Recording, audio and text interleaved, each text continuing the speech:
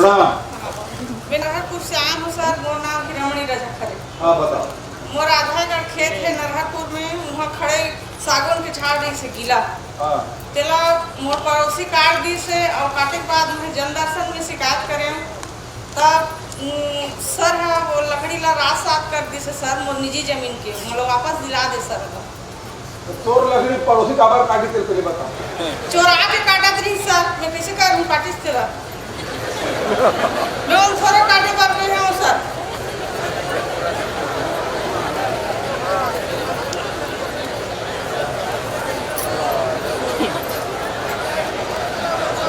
अच्छा ये एक तो तुम पड़ोसी काटे वगैरह खिलाफ कार्रवाई होना चाहिए नंबर 1, ठीक है।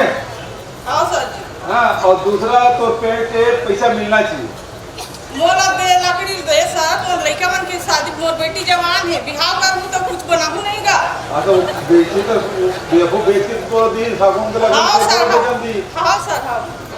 लकड़ी तो नहीं मिले तो लकड़ी ला रात साफ करके गिरफो बिक्री करी तब तो पैसा मिली, ठीक है। पैसा मिल जाए तो कैसे हो पैसा चाहिए ना।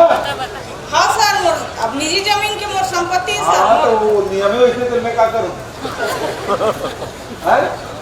दे दे कार्ड तो पैसा मिले। कहाँ गिरफो साफ जल्दी करवाओ ना भाई इसका। कलेक्टर के केस है तो कलेक्टर का। हाँ सर जी मैं सरकार आवेदन कर रहा हूँ, बेचारा कोई गलती नहीं है। अब